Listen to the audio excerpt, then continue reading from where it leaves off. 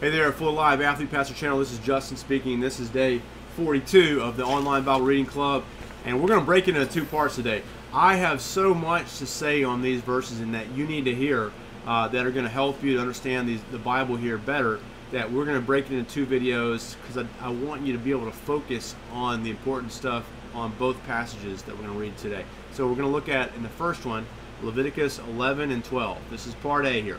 Leviticus 11 and 12. So as you go to Leviticus 11 and 12, think about this. This is a brand new section in the Scriptures. And what we see is Leviticus 1 through 10 tell us about the sacrifices and the offerings and the institution of worship at the tabernacle, just at the foot of Sinai here. There's going to be this traveling structure, this tent, where the people are going to be led by God, but they're going to offer worship to Him at the tabernacle, and the tent of meeting is going to be there. Moses is going to hear from the Lord, and it's going to be this special holy place. Well, the problem is the people are going to live day-to-day life there, and so everything in their life is going to need to be consecrated, and that's why they have this thing in Leviticus 11, beginning here and on, called the Holiness Code. And it's going to say that when you do this, that, and the other thing, you're going to become unholy or unclean, and you're going to need some ritual purification. You're going to need atonement made for your sin so that you can enter into worship properly, because what's happening here is you have been a slave nation. You're just like every other nation out there. You're sinners, but God's favored you. He's put His love upon you. He's chosen you before the foundation of the world. And what's happening now is you're going to be this set-apart people. And you talk about Leviticus. This is where Bible reading plans go to die. Well, not here, baby. We are going to understand that Jesus is all over this. Leviticus has so much value for you as a believer today that you must read Leviticus 11 and 12. Leviticus 11 and 12. Leviticus 11 is about the clean and unclean animals. And you think, well, that sounds boring to me. I don't want to read about unclean and unclean animals. It's very repetitive, and it's got, well, I would say it's got all the categories of animals that you find back in Genesis 1, where the categories of animals where they're made. And even on the fish as well, and you think about, well, and the birds, well, okay, that's cool, but that's interesting, but why does this have anything to do with me? Well, it is really something we don't practice today, as far as all animals are clean or are now made clean. And you think about Acts 10, if you want to read about that, Peter is told explicitly that there is no distinction made between animals anymore. But why was the distinction there in the first place? That's the question. Commentaries have three real significant theories on this. Number one, completely arbitrary. No one has any answer for it. God's picking some and not picking others. It's completely arbitrary. We don't know. Number two, hygienic purposes. There's some science behind it. God was privy to science, of course, because He made us all. So He gives us these particular animals as clean, and the other ones as unclean, because He knows that these are better for their health. So the unclean are better for their health. Okay. Well, that doesn't seem to make sense to me, because He does eliminate the clean and unclean distinction later on in history, so I don't think that one works. So number one and two I don't like. Number three I like. Number three, think about the context here. We just finished the building of the tabernacle on the first day of worship, opening day. We read about that yesterday. But look, the deal is, I think the best option is these animals that are listed as unclean are listed as unclean because the people are to be a holy people. God's a holy God who brought them out of Egypt to be His people, and He's going to be your God, and therefore you're not to be mixed up with these other nations and be caught up in their worship. Now, I'm going to say that God used or lists these animals as unclean because these animals were used by the nations in worship ceremonies and rituals that they did to worship their gods. And so God's got to have a reason. He's not arbitrary. He doesn't want to be mixed up with those other nations and how they worship. He has a distinctive way of worshiping. What's fascinating is no other nation, no other historical documents show anything like these food laws. Only God's Bible does in Leviticus. Isn't that interesting? That only the book of Leviticus has something like this, as far as I'm aware of. And I think that that's something we got to look at, is that God is a true God, and He doesn't want these made-up, created gods to be anywhere near Him, or the people to be anywhere near them, because they're false. They're idols. You know what idols do? They corrupt you, and they kill you, and they leave you with no return on your investment. They destroy your life. When you worship something that's not made to be worshipped, you worship some false thing. Now listen to this. All right, I'm going to go ahead and get into the next one. I'm not going to make 2 videos. I'm just going to make one video. It's going to be long. All right, so we're 5 minutes in here. Check it out. We're going to go to the New Testament. I'm going to skip the whole childbirth thing. We'll talk about that in more detail some other time, but and that's in Leviticus 12. But let's go to Matthew 26, and let's get to it. Matthew 26, 1 through 25, has 3 main things going on in it. Number 1, it has the plot to kill Jesus, and that's going to involve the leaders, the chief priests and scribes, and it's also going to involve Judas Iscariot, who's going to come to them. And in between that story, there's an interlude there where Jesus is in the home of Simon the leper who's healed, and there's a woman that's going to come in and anoint his head. And then once we get through those 2 stories, we're going to see the institution of the Lord's Supper.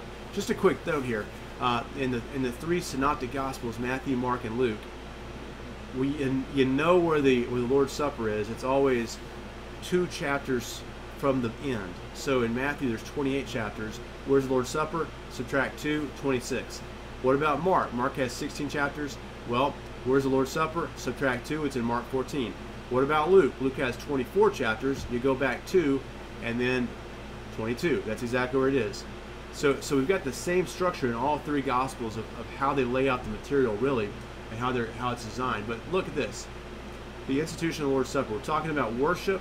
We're talking about, we'll deal with the Lord's Supper another time. It's a very important passage, and I want to give it true justice. But let's look at, really, the breaking of the alabaster flask and the pouring out of the pure nard onto Jesus and anointing his head. And the people here are horrified. It says that disciples saw this and they were indignant. Why could not this perfume been sold at a high price and the money given to the poor? Well, Jesus says, why are you bothering this woman? She's done a beautiful thing to me. The poor you will always have, but you will not always have me. When she poured the perfume on body, she did it to prepare me for burial. So I tell you, wherever the gospel is preached, what this woman did will be told in memory of her. She did the right thing. She took this priceless alabaster flask and nard, or don't just come around every day. This is probably her inheritance. This is probably her dowry. What she's doing here, she's like, I don't need a dowry. I got Jesus. I don't need to get married. I don't need money. I'll be fine. I've got Christ. I'm going to take the greatest thing I have, and I'm going to dump it on Jesus' head to prepare his body for burial. Wow. Wow. And here's the kicker. This is what I really want to share with you guys. Is I get the sentiment. We need to care for poor people. I have a lot of empathy and compassion and mercy for poor people. But it is a tragedy that the church has been known and widely thought to be an institution that its primary mission is caring for the poor. It's not our primary mission.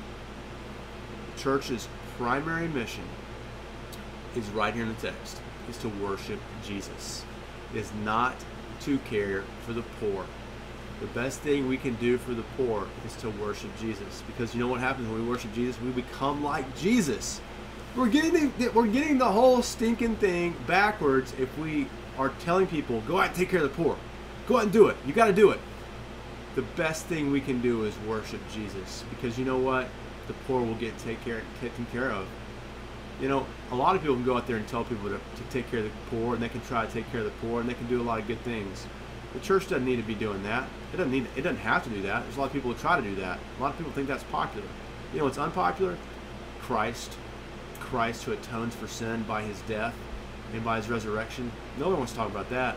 That's what the church has to dig in its heels and commit to its mission. What are we talking about here? Jesus says, pouring value and treasure upon the head of Christ. Worship. That is our goal. That is our job. That's our primary task. We stick to that, we're going to become like what we worship. If we worship the world, we're going to become like the world, and that we don't need any more of that. If we worship Jesus, we're going to become like Jesus. We're going to be transformed in his image, and that's what the world needs.